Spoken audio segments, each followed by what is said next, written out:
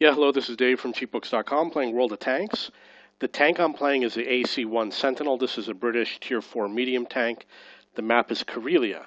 I am going to get 7 kills in this game. I'm going to do 1,000 damage and 1,200 EXP. Normally on this map, I always like to play in the center of the map, but not always in the exact center. So in this case, I'm going to go midway to the map with a little bit to my left side of the screen, which is going to be in the southeast. Your assistance has been requested. Now you can see we've been confronted by 2 enemy tanks. They are lower tier than me. I've got a very fast firing gun, not very accurate, but the gun reloads and fires very quickly. It's very common that when I play on this map and I do this maneuver heading to this location, it's very common to encounter a tank where that M3 Stuart is. Not so much the Panzer 1C, maybe in the lower tiers, but in the higher tiers, it doesn't happen. Ready to fire. Now, one of the issues you have to come across is that once you're spotted, at some point his allies are going to start shooting at you. So if I make it to this point, I'll hide over here in the rocks until I become unspotted, but we have to get rid of the spotter here first. If he's there, I'm not going to go past this point.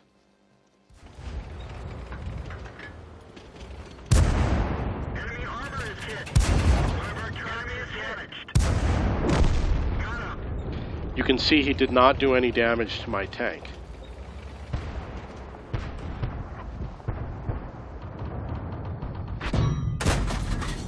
That one didn't go through.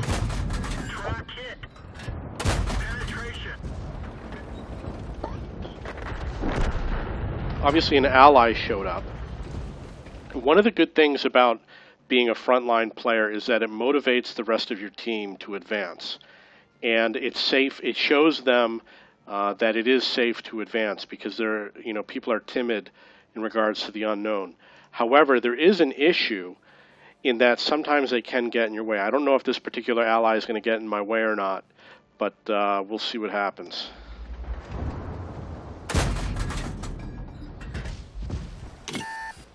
As you can see, the AC1 Sentinel is not very accurate. You're going to miss a lot of shots. Target acquired. Now, because the Covenanter is a safer target, when you choose your targets, I was going for a target over there. You want to go for the safest target, which means you adjust to either the left or the right or go forward or backwards to the target that you can hit, but that reduces the number of targets that can hit you back. So I have to maneuver behind the rock to be able to hit the Covenanter, and it's going to protect me from, I don't know if it's an AMX, the French tank that's behind the little rock there, and his allies.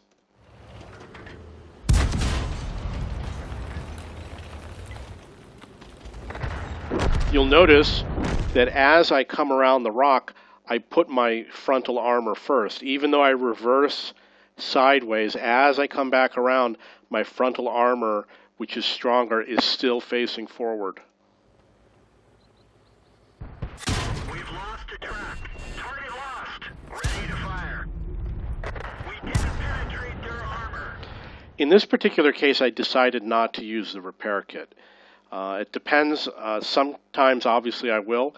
It has to do with whether or not you think you're in a dangerous position. Is someone else going to come after you? Are you going to be able to fire your gun?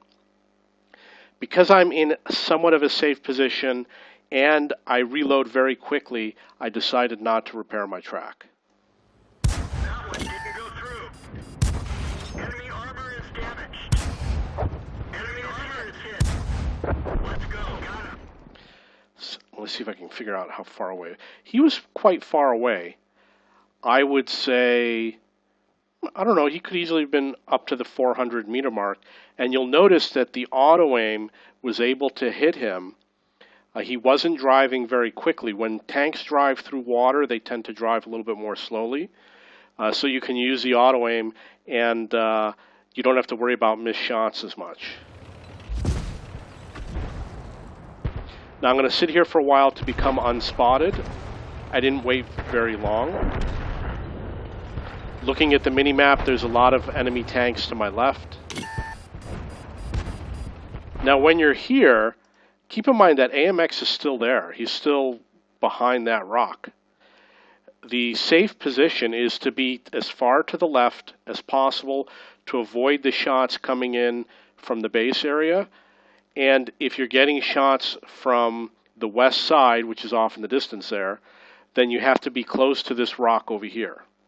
So those are the two safe positions.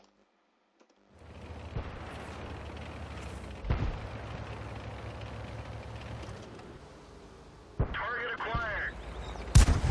We didn't even scratch them. Penetration. Where'd they go? I did use the APCR ammunition, which helps penetrate. Those tanks are very difficult to penetrate.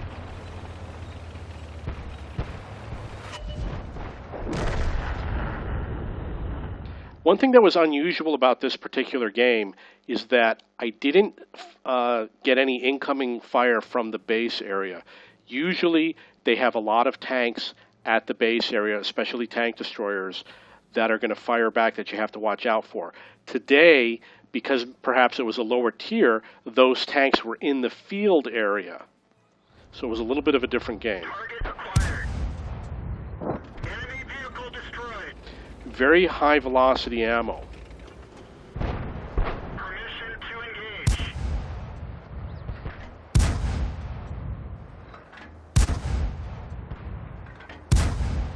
Critical hit. Enemy is hit. Where'd they go? They're knocked out. Ready to fire. Now, one of the things you're going to notice, even though I missed a lot of shots, this tank is not very accurate, the AC1 Sentinel. The dispersion is very poor. It has problems in regards to the gun. I could have aimed manually. Maybe it would have helped.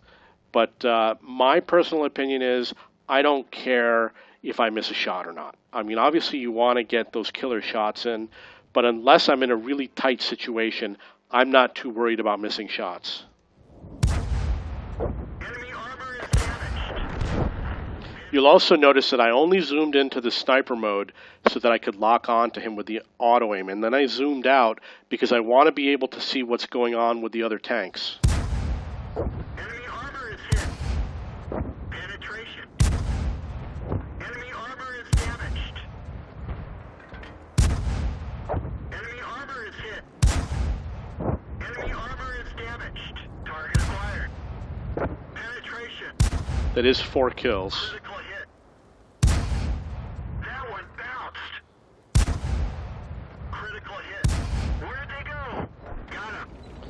So I have 5 kills. I may have let it zoom in a little bit more to make the shot more accurate. Enemy armor is damaged. I don't see the target. Ready to fire. Penetration. Penetration. You'll notice that I reversed and I kept my frontal armor facing him. When you have certain situations, you know, this is a slow tank, we've got a hill here, he's going to go very fast coming down the hill. I would go slow if I went forward. And if I went forward, he would get behind me very easily, which is why I reversed. You'll notice I'm turning my tank. The whole entire time I was turning my tank to keep my frontal armor towards him. And that is 6 kills. I ran out of my regular rounds. In this game, I have a third of the regular rounds, a third of the gold rounds, and a third of the high explosive rounds.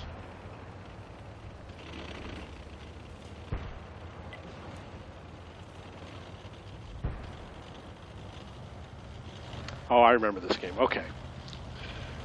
Okay, so the KV-1S, he's a one-shot. When a tank has, as you can see, he has 79 hit points.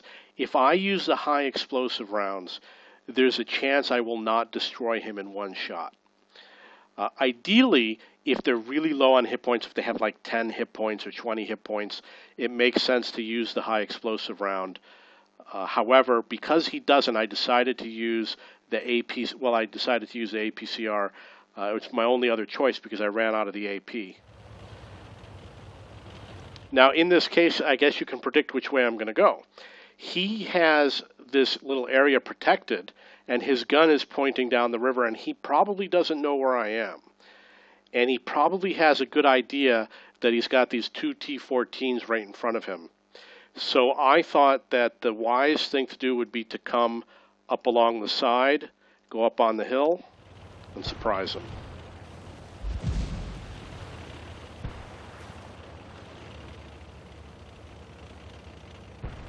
Permission to engage. Enemy armor is hit. Critical hit. They're knocked out. So as you can see, I fired 3 shots. I believe one of them missed. They did not do as much damage.